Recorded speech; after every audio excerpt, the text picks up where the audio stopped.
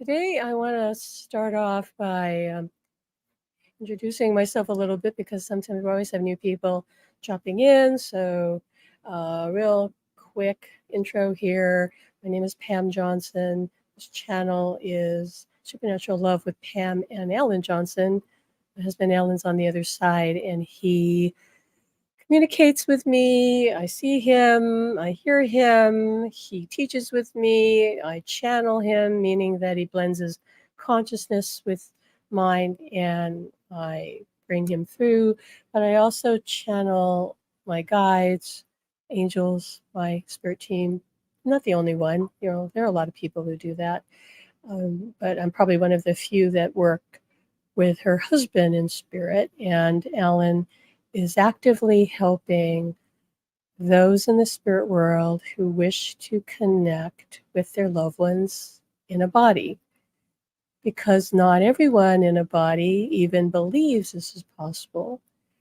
And even those who do believe it's possible are not sure how do they do that. And but not only that, I found out that not all spirits on the other side are able to come through. There are mediums who will tell you that they have to learn just as much as we have to learn how to kind of meet in the middle. Okay. This is something that is becoming known.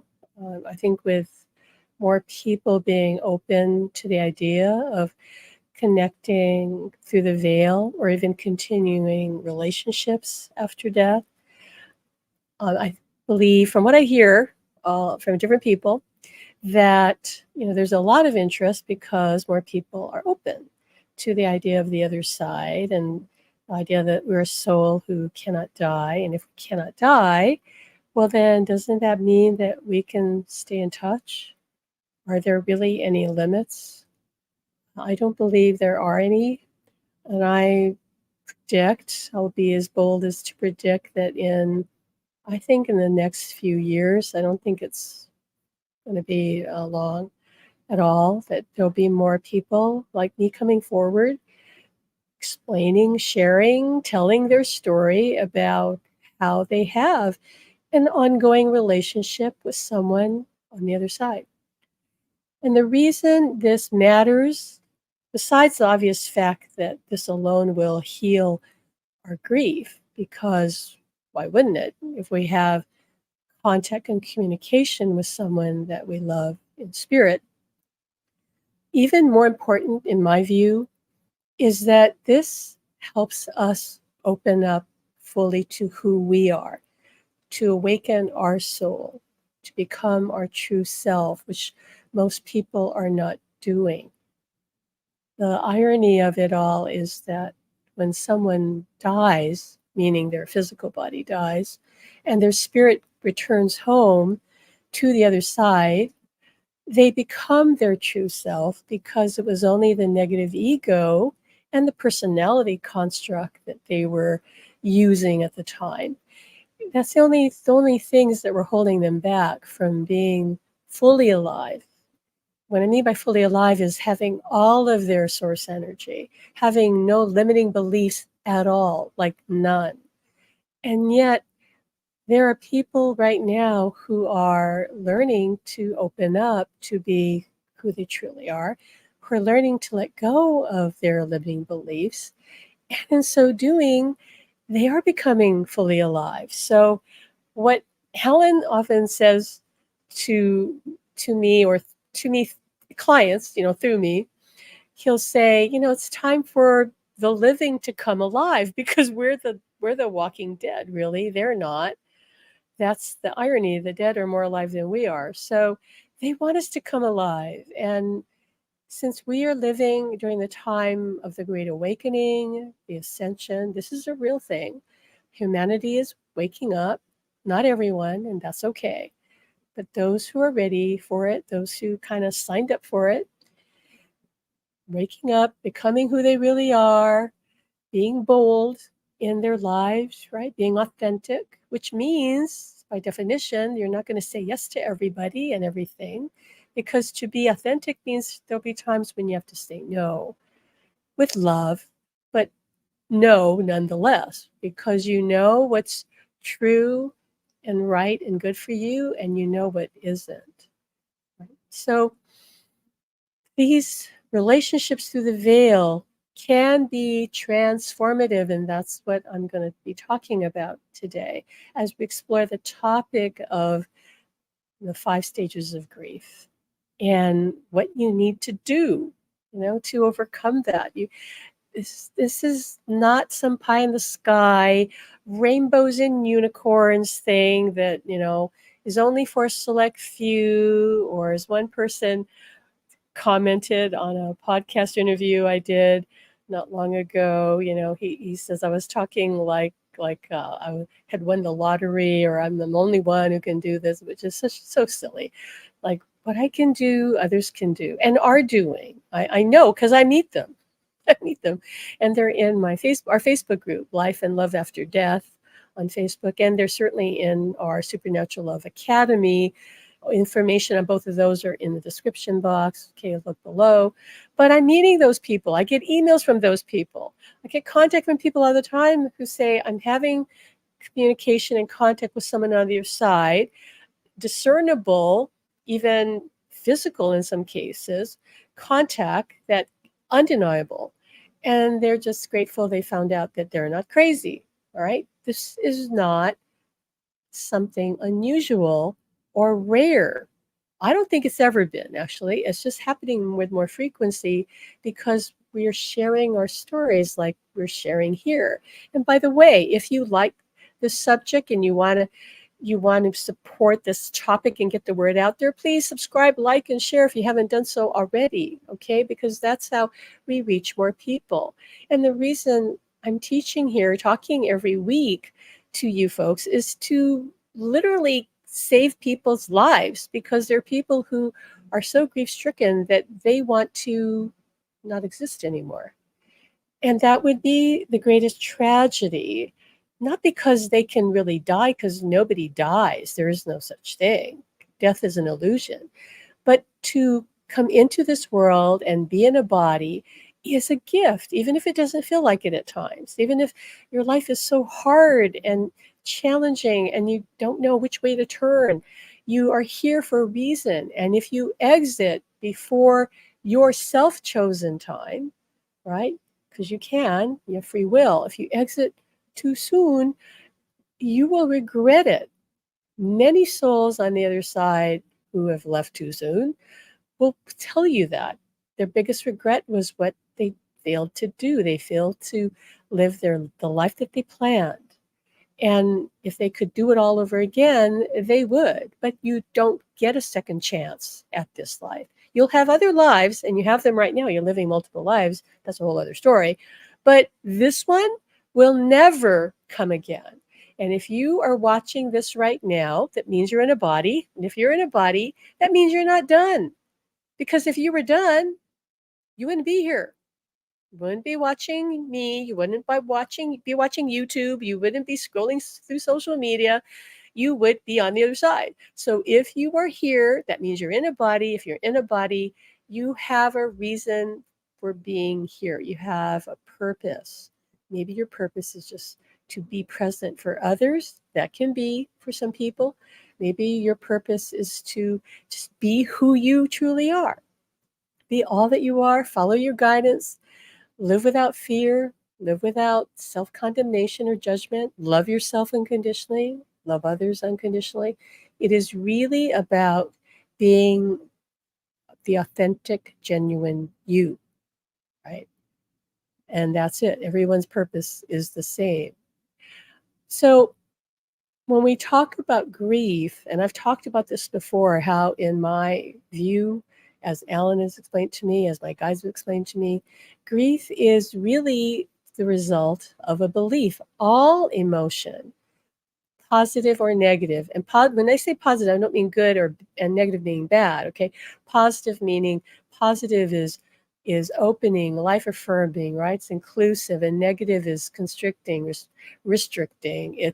It's kind of it's just closing down, right? It's shutting off.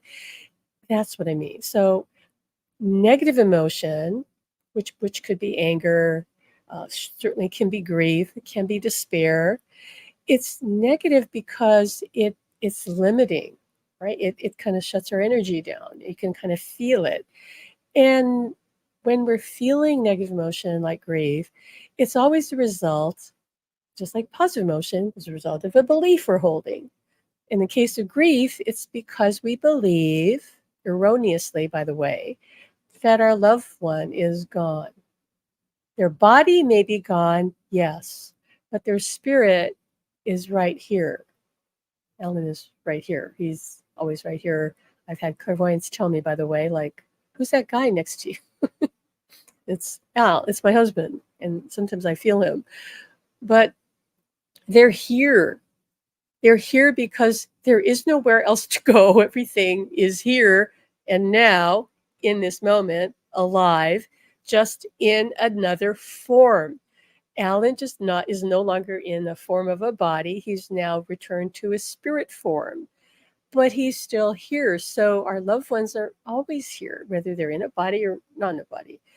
But the grief comes from the belief that we're separated, that they're gone, that we're not going to see them again. Or maybe you have a belief, even if you believe they are here, you may have a belief that you can't connect with them, right? Like I can't see them, or I'm not going to be able to. Everybody else can, but I can't. So that too is going to give you the feeling of grief. You're going to feel sad. You're going to be upset because you believe that. But remember, a belief is not a fact. I want you to really think on that. A belief is just a thought, an idea, or a belief, you could say, a pattern of thoughts that you keep thinking. But it doesn't mean it's a truth. It just means what you've decided to believe. You're choosing to believe that they're gone. You're choosing to believe that you cannot make contact. You're choosing to believe, and it is a choice because you can choose differently. You're choosing to believe that you'll never be happy again because they're not here. I will promise you that you can be happy again. I'm happy, and I know many people who are becoming happy again because they're having contact through the veil. And by the way, this isn't going to come just from you taking a workshop. I wish it was that simple. We were having class today by Supernatural Love Academy today, and one of our students was talking about all these people who are grieving, who are taking these workshops and learning to connect and all that. And I think that's great. And I think really, truly think that's wonderful. Here is the problem, though, that they will eventually run into. This is not going to happen by you just taking a couple of workshops. This is a complete shift in your reality, in your perspective, in your belief system. So you're going to have to go through some profound transformation. We're going to talk about that in a minute, because that's the only thing that's really going to connect you and keep that connection and grow it. Okay, it's not that simple. Believe me, if it was, it would have been much easier for me to create a workshop. And Alan was saying to me, I'd be really wealthy if I just create a workshop and taught people this. But Spirit told me that wasn't going to work because people need ongoing support. This is a lifestyle. It is a lifestyle. It's not something you just learn on a weekend or even 2 weekends and you're done. No, it's the workshop of any sort like that would just be the start. And it's really easy to fall back asleep and think this world is what it is, and that they're not here with you, and everyone around you doesn't believe in the afterlife. So it's really easy to just forget all that you learned in the workshops that may have cost you hundreds and hundreds of dollars. Okay, I've seen that happen in other subjects. When people take workshops, they feel really great for a week after they took the workshop, and then they go back to being who they were. And I don't think anyone benefits from that. And that's why we created our academy, to take people deeper and support them on a weekly basis, monthly basis, yearly basis, like, because this is a way of life. It's not just some class you take. Okay. And now poof, you've got contact through the veil, unless you're already really evolved. Then fine, then that doesn't apply to you. The average person, no, you're going to need ongoing support because the so-called muggle world, right? The real world, the so-called real world is going to try to tear you apart and bring you back down to earth, which you don't want to be. You want to be living between heaven and earth, and this is what we teach people in our academy. So, but let's go into the 5 stages of grief. And where did that originate anyway, right? Well, the 5 stages of grief was outlined by Elizabeth Kubler-Ross. Some of you may have heard of her in her book, very well-known book on death and dying that came out in 1969. This book was chronicling the experiences of the terminally ill. And so she came up with the 5 stages of grief related to the terminally ill, but now it's applied more across the board to any type of loss, including, of course, grief, people who lost loved ones. So some have criticized it as being too simplistic. Maybe it is, maybe it isn't. I mean, whatever you think about it, but it does give us kind of a, let's say, a way to talk about the subject that is known and often discussed out there, and you may be familiar with it. So let's take them one by one. So the first, and by the way, I'm giving these in a certain order, 1, 2, 3, but it doesn't mean this is the order that everybody experiences them in, because people experience things different. Although the final stage, which will be at the end, is usually at the end, and you'll see why. But the first stage of grief is often denial. And again, remember, we're talking about people terminally ill. So if you got a diagnosis for something, you might want to just you just can't believe it, right? You're just in shock. Same thing if somebody has passed away. You're just shocked. Like, you just can't understand it. Just shut down. You just maybe for a little while live in your own world. Oh no, they're not dead. They're going to walk in the door, tonight or tomorrow or the next week, right? That's feeling of, no, they're not gone. They just went away for a while. So the person could be in denial. You can see where someone would be in that state, just not wanting to accept it. So they're in denial, right? That's definitely possible. The next stage is often anger now, and feeling frustrated, feeling helpless. Now, the anger may be directed at the person themselves. They're angry with themselves or other people around them. They can even be, in the case of loss of a loved one, they can even be angry at the person who's died. Perhaps that person, for example, didn't take care of their health and well-being, and they died of some diagnosis that now the loved one remaining is saying, well, you wouldn't have died if you'd gone to the doctor like I told you to, or if you'd taken care of yourself like I told you to, and all that. Or maybe if the loved one took their life, the person, of course, is going to be angry, like, how could you do that to me? How could you leave me? How could you take your life? Why are you so selfish? And on and on. They can be very upset and angry after have to process that. Okay. In my case, for my husband, I wasn't angry about him dying per se. I was angry about the love I felt that he never gave me, that he failed me in my relationship. But that too, somebody might feel, as you can understand, right? They could be upset, like I did all these things for you, and I gave to you, and now you have to die and leave me. You could be angry about all kinds of things, in other words, and have to process that. You have to let yourself feel that. You have to work through that. You can't just stuff it down. So this is why you can see where grief, there's many layers to it. The denial, right? The anger here, as we're just seeing. And then you come to bargaining. This again is where terminally ill people might bargain with God. If you just cure me of my cancer, I promise to be a better person, and all that, making deals with God. Not so much when someone's passed over, but in the case of losing someone who's passed over, right?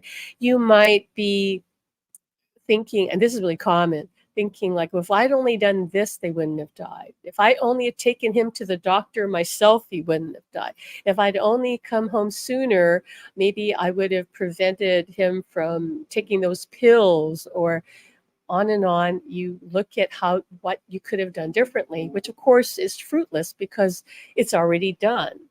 But people can be stuck in this. I've seen people stuck in this.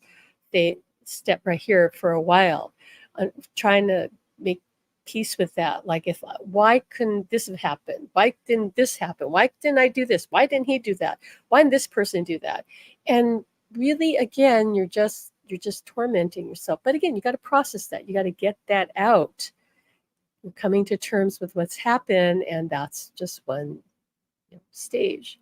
Now, number 4, of course, is depression. Now, this could hit in the very beginning.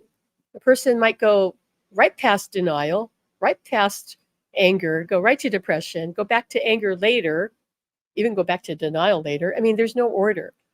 But with depression, then the reality that they're not, again, the belief, right? The belief you're choosing, they're gone. That reality sets in.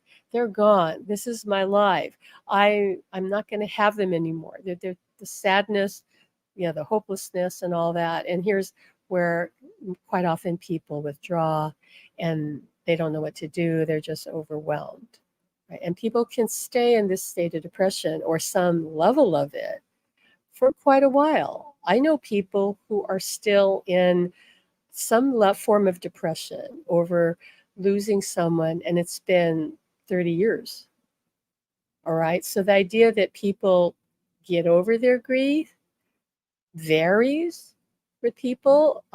Definitely, people can have some level of depression for the rest of their life, and you can live that way. I mean, really, right now, there are people who are depressed who haven't even lost a loved one. Okay, so obviously, you can live with depression for quite a long time. But is that any way to live? I mean, not in my view. I don't want to live depressed and basically shut off or dissociated from my emotions. That is what we mean about being one of the walking dead, being closed off. So the 5th and final in Kubler-Ross's outline of the 5 stages of grief is acceptance, right? This is generally agreed to be the final stage. If you're here, then you've processed all the other 4 in whatever order you did process it. And at the final stage, you're just coming to terms with the loss. Okay. And again, so your grief or your depression, if we're going to define grief as depression, may not go completely away, but you begin to adjust to life with the new reality that they're not here. Okay. So to me, I don't know. I don't know if I really like the term acceptance for that, because that's not really accepting. It's just kind of giving up. Like, okay, I just surrender. This is my reality, but I don't like it. And it's not anywhere necessarily going to bring you a sense of peace. I mean, for some people, obviously, do find peace even at this stage. They find a way, and quite often, maybe because they find greater meaning in life. Maybe they're a very spiritual person or even religious person. They have some belief pattern or structure that supports them. They have other maybe meaning in their life. Perhaps they have found a bigger purpose that fulfills them in their life, and so that's great. But a lot of people haven't found that. A lot of people are living their lives and don't even have much fulfillment in their life. And when someone that was their main person, especially when it's a partner who, generally speaking, and there's always exceptions, generally speaking, a partner is your primary relationship. When that is taken from you, there's often a loss of identity or a feeling like, you don't know who you are anymore without that person. And because that was your main connection, that's why that hurts so much for many people. And again, usually this is partners, but again, it could be parent, child, sibling, it doesn't matter. But we find this more often with partners because that person is generally your main connection. I think we can see that, right? In fact, a lot of couples who they're maybe even isolated from other family, and the two of them were their only connection. So if that connection is gone, that person is really adrift, because to live in this world, we need connection. Even if that connection is just to a higher power or to a pet, or a friend. It doesn't matter who or what it is. It could be to nature, but if you don't have a connection that sustains you, you basically do start to die inside. So this is going to compound the grief, right? Even if that person does have other people around them, if they don't have a strong connection and bond with them, then this is where people become pretty hopeless and think of ending their life, which would be tragic. Because again, if you're here, there's a reason you're here. And the soul will regret if it exits early. We hear that time and time again from people from the other side. So I want to present a new vision of grief. Okay, this is what it is. One can have a transformation, okay, in this journey of grief. So that's beyond acceptance. That blows acceptance out of the water. What I'm talking about is that you can use this grief, the loss. And again, I don't even like to use the word loss because they're not lost to us. But the illusion of loss, let's say, could use the illusion of loss to be the catalyst for you to understand what existence really is about, who you really are, who they really are. If you were not spiritual before, you may suddenly step into that full on because you want to understand who they are because they're a spirit. Well, then you got to better understand that you're a spirit and what that means. This is not about just going to a psychic development class or even mediumship training. Time and time again, I've met people who said that didn't do it. No, because you need nothing less than a spiritual transformation, which is a personal transformation, meaning that you clear and change your limiting beliefs. In other words, you, in a sense, in a very real sense, I'm talking about you need to become a new person, the true you. And if you're taking a workshop that is about that, that is supporting you to step into all that you really are, which, by the way, will include being completely psychic and even being a medium, because everyone is psychic and everyone is a natural born medium when it comes to people they love in spirit. Why? Because everyone is a spirit. If you're a spirit and everyone else is a spirit, of course you're a medium. To be human is to be a medium. To be human is to be a psychic.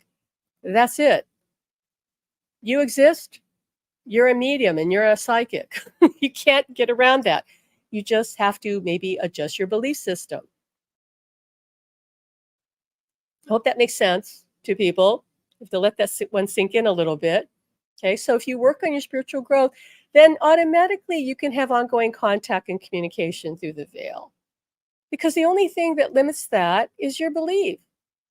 And the only reason to take a class is to shift your belief, because you could practice till the cows come home, any psychic development exercise. But if you don't believe, if you don't really believe to the core of your being, it's just like gonna fall away in a month or so when you go back to your normal reality, and you realize, oh well, I guess I'm not going to do that. I guess I'm not really that psychic, or I'm not a medium.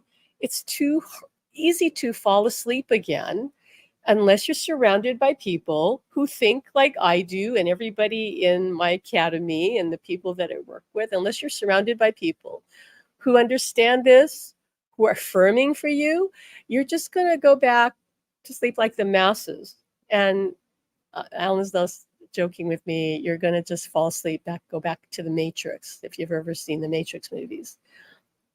Yeah, you'll just fall back asleep, and that's okay. But that would be tragic, because you're living during the time of the awakening, and that means that you can do this. You can do this if you're listening to me right now. It's possible for you, because otherwise you wouldn't have found me. You wouldn't be listening to me. You would have turned me off a long time ago. And it's okay if you do that now. It really is okay, because this journey is not for everybody. I'm beginning to understand that now. At first, I was wondering, like, why aren't people excited that they can continue their relationships after death? Like I would think it's the greatest thing since that, the yeah, greatest thing. Greatest thing since ice cream and sliced bread and the internet and whatever you want. Oh, Alan's joking, saying Chat GPT, whatever AI. You would think, right, that everybody would be jumping up and down, like, oh, you can continue to connect with people across the veil. It's true.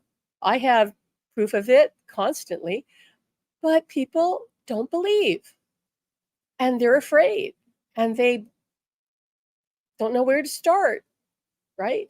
They don't know how to get going, or they do get going and then they start doubting and they start questioning, and they look around them and the rest of the world is so in opposition to this. Not everybody, obviously, but a lot of people. So this is what everyone's up against. So you have to wake up in the matrix. You have to come out of the dream and realize all these other people don't know what they're talking about. The spirit world is the real world. This world is the projected reality that's being projected from the other side. And I can wake up in this dream, this projected dream, be lucid in this reality and be lucid on the other side as well. And I can continue to have a loving, supportive relationship with someone across the veil who can be not only my guide, but my best friend who can love me unconditionally, might be the only one who loves me unconditionally, that person in spirit. Do you know just that alone can heal and transform you by itself, right?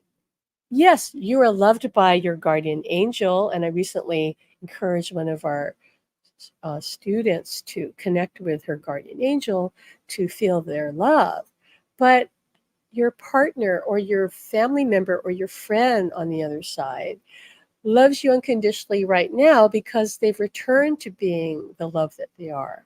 And if you let them in, if you let them love you, that will start to heal you and awaken you completely to being the soul that you are. So that by itself changes everything. My awakening came from channeling my spirit guides back in 1987. And the love I felt from them was so immense, and it opened me up. It changed my life. And I was amazed because I never knew that that was possible. Nobody told me that. But in the 1980s, late 80s, maybe middle, but 1980s for sure, people were starting to channel. A lot of the well-known channelers, or some of them are still going strong, like Daryl Anka, who channels Bashar, who I met and worked with in 1987. But I didn't understand that the other side could love us and therefore open us up and heal us. But your loved one across the veil wants to do that for you too. Now, if you're grieving, you've got to process all that, right? So remember, we talked about all those stages. You're still going to go through that, even if your goal is to have the transformation and connect with them instead of just accepting that they're gone. You're still going to have to process all that. You still have to go through your emotions. You still have to go through, like I had to go through, being upset at Alan for kind of being, in his own words, a rather shitty husband because he wasn't very attentive and he wasn't very present emotionally, like a lot of men, right? Because of that, I had to get rid of my resentment, my anger. I had to let go of my regret. Again, here's me thinking, like in one of those, the bargaining stage, like, well, why couldn't it have been like this? Or why couldn't it have been like that? Or why didn't you do this? I had to let go of all that and be fully present with him right now because this is all we have right now. And once I did that, then the other things kind of fell away. But the grief initially had me stuck in the past because all of that, right? The denying that they're dead or bargaining or being angry is keeping you stuck to the past. The relationship in that form now is over. That's just it. They're physically not here. That ain't changing. So you have to first make peace with that. That's number one. I just said that in our class today to people, that there are a few people that are still resisting that, like, oh, I wish he was still here in a body, or why can't he hug me, or why can't he whatever do this for me, or what have you. I understand that completely, but until you like let go of that and say, all right, he's not here in a body, but this relationship is going to be different, and different doesn't mean inferior. In this case, the reality is different can be extraordinary. Different can be supernatural. Okay, nothing less than remarkable, but won't have a body. Doesn't mean you're not going to have physical contact. There's people in my academy who will tell you they're having physical contact, and more is coming. It is, it just is. More is coming. I've heard from people who've had physical contact with their loved ones in spirit. And again, why aren't people jumping up and down talking about that? And if one person, or okay, I'm saying two people, meaning one person in the physical, one person through the veil, but one couple can experience that intimacy through the veil, it means others can. You just have to believe, and you have to work on yourself. You have to clear your limiting beliefs, which is what we do with our clients. And we're going to get more into that in our academy. I've really been meditating on that. We're going to have to really go deeper into helping people zero out their limiting beliefs, because that's what stands in your way. If you want this, you have to believe it. Nothing comes into your experience unless you believe. If you don't believe, it won't happen. When you believe, the door's wide open. Okay. And when you use your imagination, which is the way you connect with the spirit world, anything is possible. And you don't even talk about probable. Anything is possible. Okay. But you have to understand the true role of imagination. It is not what you've been brainwashed to think, that imagination is make believe. No, no, the opposite. Your imagination is your power. Your imagination is the key that opens the door to the other side. Imagination is the threshold of the spirit world, and it's where you can cross and be in that in-between place, because you can't stay in the spirit world. You can visit it. We're learning and talking more about that in the academy, about going out of body and going to the other side. And I mean the other side. I don't mean just the astral, what they call the astral, which is really just your field around you, but going to the spirit world, right? I've been talking about this for a while. You'll be hearing people sharing their stories of what they've all seen, because there are structures and places in the afterlife that people are visiting now. And you'll hear more about that in the future. So all of that is there for us. And the only thing that's holding people back is their limiting beliefs. So if you're hearing me now and you scratch your head and go, I don't know if I can do that. Okay, then you can't do that. You can't do that.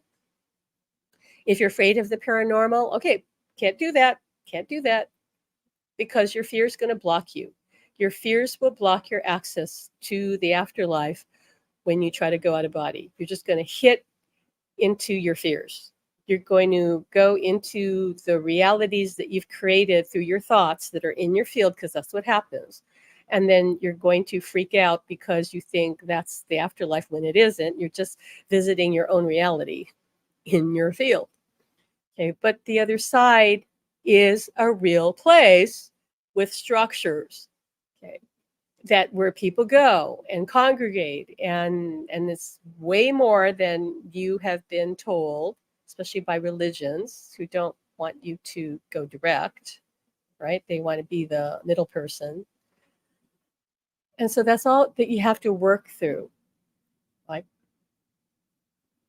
but for now, what I'm inviting you to do, especially if you're watching this because you are grieving and it's still weighing on you, is I want you to do something really simple, right? if you can just take a moment and just do your best to relax, right? Just relax. And you can watch one of our trainings on here, like our Bridge to Heaven Master Class or a meditation or anything that we have where we kind of guide you into something. And just relax and call your loved one to you and just ask them to make their presence known to you. Ask Alan to help you. And I know that might sound funny. He helps anybody who reaches out to him. I know this is true because I get emails from people quite often saying that maybe they found us through a book, our book, Supernatural Love by Pam Johnson. Maybe they read about us in the book, and then they actually met Alan. Like he just showed up. They had an experience of him. He will help you connect. So just be open. What do you have to lose? You don't even, okay, he's saying you don't even have to buy your book. You just because you now know who we are, you're in our wheelhouse, so to speak. Just call on him. Ask him to help your loved one come through because he does that. And again, I've had people confirm that. Yes, Alan's helping my loved one come through. My loved one just told me, or I saw Alan. Again, you have nothing to lose. Ask him to help your loved one come through to you. Do your best to relax and just be open to whatever happens. Trust it. Do it again. But only do it again if it feels like the right thing to do, like feel good about doing it. Don't make yourself do it because forcing something is non-productive. When you try to make something happen, you're actually coming from a state of lack, which is negative energy. So you don't want to do that. You want to do things when it feels good and natural and right and true and it brings you joy. So if this brings you joy, then repeat it. And whatever you experience, please trust it. Because when you doubt it, what you're doing, and I've seen this energetically when I look at people, I see what's happened is you basically close the door to your loved one. Doubt closes off the connection. Whereas allowing, trusting, just going with it keeps the door open, trusting what you're experiencing, seeing, hearing, feeling, smelling, tasting, knowing, whatever your senses convey to you, knowing, okay, that's from my loved one. That's great. Maybe write it down. Keep going. Your communication is not hard. There are people who've taught themselves to do this because they just believe. They didn't have to take a class. If you have belief, you don't need a class. But most people need something, and that's why we created our academy, because they need ongoing reminders and support, okay, and being around. And when you're around other people that are on the same journey and believe as you do, you're picking up on them, and they're positively influencing you because they're holding a similar belief. And that's why the group energy is so powerful. And the group can take you further than you can ever go on your own. That's always been the case. And it's more so now than ever because there's such polarization going on in the planet that people really do need to more gravitate and stay with the people that are more aligned with their mindset, right? And because that is going to be the way forward. If this is not the age of going solo anymore, we're beyond that. This is age of community, of connection, coming together, where the group can take everyone in the group further when they come together. That's why we formed our group. Why I didn't create a workshop and charge, $500 for the workshop. It would have been easier in many ways, but that's not what Spirit wanted me to do. So our academy is very affordable, and I don't understand why the world's not bringing down the doors, and that's okay because I'm not here for the numbers. I'm here for whoever needs what I'm here to share and teach. Okay. Leanne just said, I guarantee that if you call to Alan, he will definitely help. All right. Thanks, Leanne. Okay.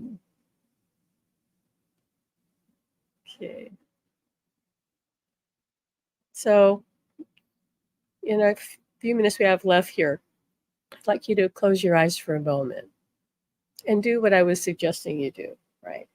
Call out to someone across the veil. And if you don't have someone across the veil that you want to connect with, you can call it to your guides or your angels. Call out to a spirit on the other side. And I'm asking Alan to help them come through to you right now. The way he does that is he just helps them more amplify, especially your loved ones. Not so much guides, or even, well, some guides he says, but not angels for sure. He's helping them amplify their energy. So I'd like you to take a breath in. On the exhale, let go of any doubts, any fears, any worries or cares. Just let them go. Feel them fall away. Okay, feel them vanish, dissolve. Set the intention to let go of any and all energies that do not belong to you. And feel them falling away. Take a breath in. And on the exhale, set the intention to relax, relax, relax.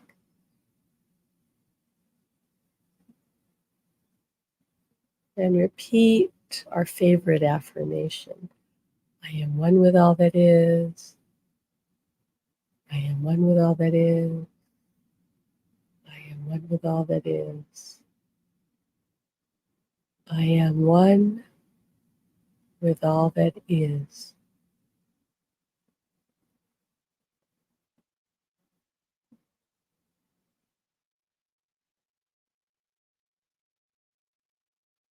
And now I'd like you to focus your awareness in your heart space. I'd like you to connect to the love that you have for your loved one in spirit, or for yourself, or for anyone in your life. I want you to amplify that love, really feel that love growing brighter and stronger.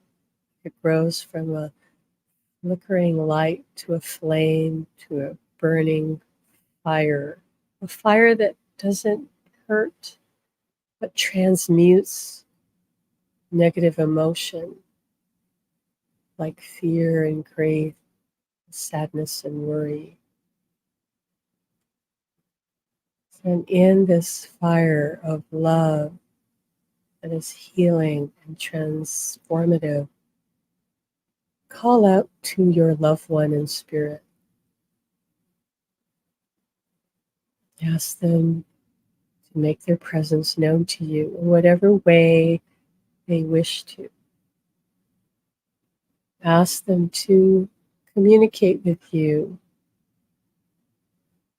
And maybe that communication is nonverbal.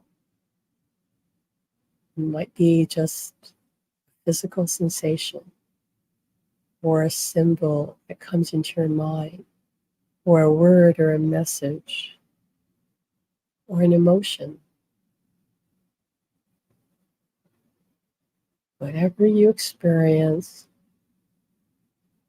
even if you're not sure you experience anything at all, just trust that they're doing all they can to connect to you and receive their love, even if you can't feel it in any discernible way. Receive their love into your heart. Imagine that you're taking their love into your heart. Remember, imagination is creation. Imagination is allowing them to connect. You're not making it up. You're allowing them to come into you. So imagine their love pouring into you. Imagine their love filling your body as it overflows from your heart moving through your body, going up your spine, filling your head, going down your spine, filling your abdomen, your chest, your arms, your hands, pouring down through your pelvis, your groin, down your legs, down to your feet. Feel their love merged with you.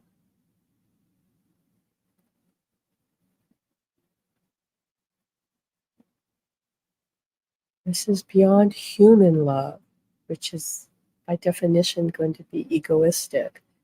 This is unconditional love, supernatural love. So feel their love pulsing through your body.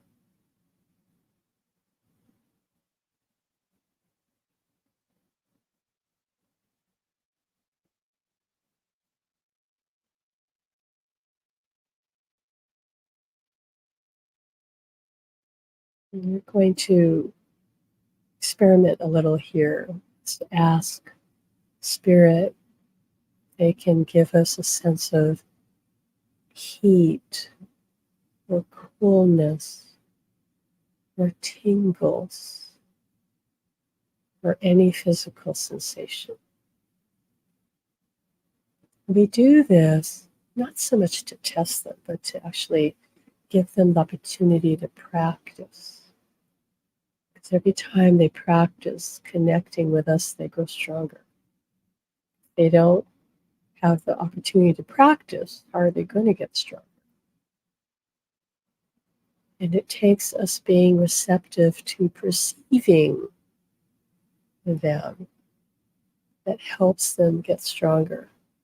Because they might practice all day long, but if we're not paying attention, they have no idea whether their efforts are reaching us because we're not noticing.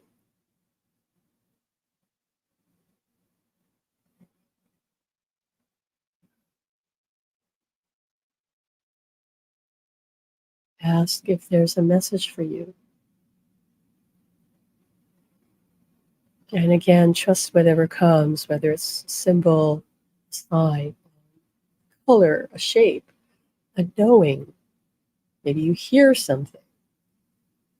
Again, maybe you feel a physical sensation. Just pay attention to whatever you smell, taste, hear, see in your mind's eye. Feel physically, feel emotionally. Spirit communication is usually nonverbal.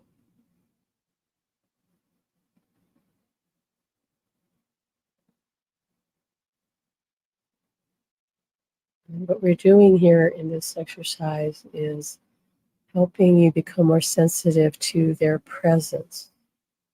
Can you feel their presence, whatever form it is?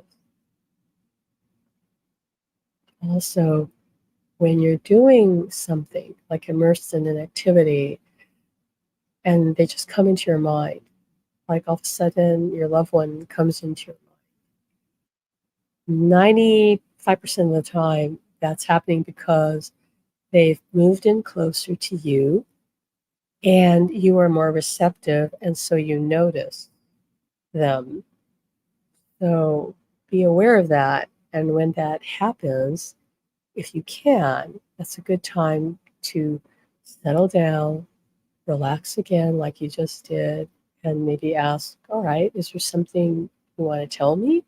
Is there something you want to share with me? And again, that sharing might not be a message, it might be just sharing their love. They want to give you their love, they want you to feel their love. But in any case, whatever it is, take a moment to just connect. Don't let that fleeting sense of them just slip away. If you can, see if you can connect.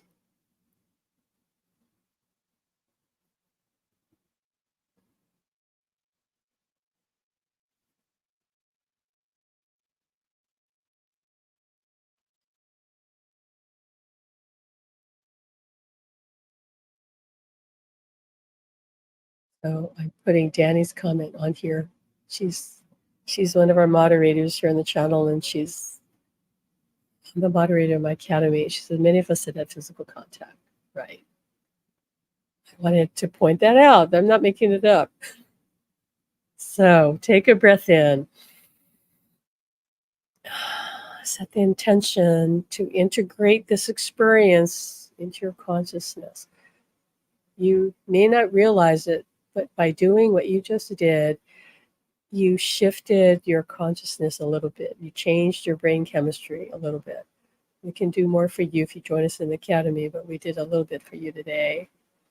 Okay. The truth is, you're always changing, you're always evolving. It actually takes a lot of work to stay the same.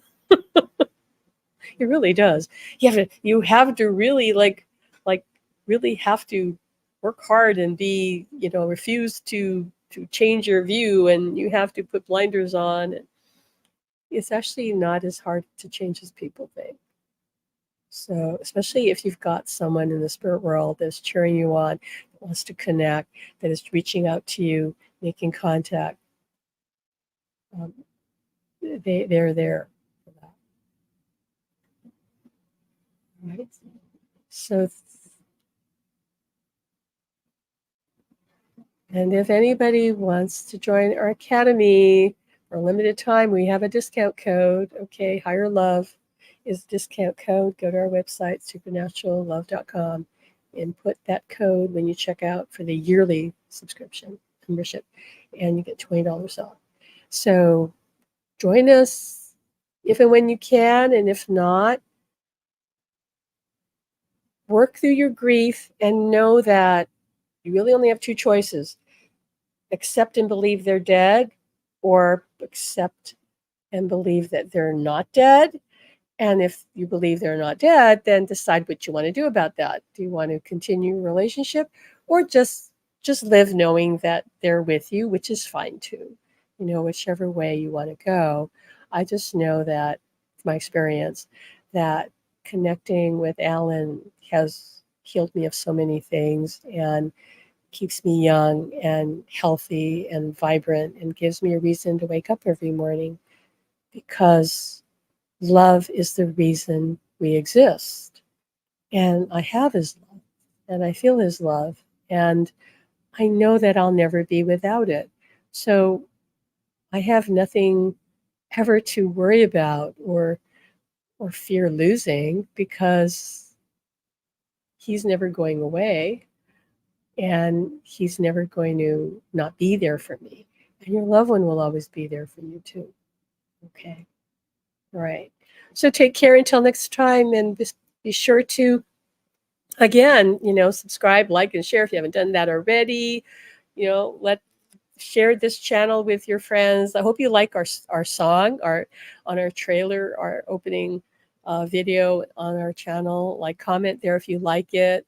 Let us know that you like it. Alan created that song using AI, and the AI that I used the next day didn't work anymore. So now it was the most bizarre thing. It was like, I don't know how I made that happen. He got the AI to create a song with somebody singing first time, the first try, and he got that song, Supernatural Love. So yeah, that's our song. And the song is for all of you. It's not just for me and him. It's for all of you. Love itself is supernatural because it defies the laws of physics of the earth realm, and it's more than this world, obviously. Okay. All right. Again, take care. See you next time. Bye-bye.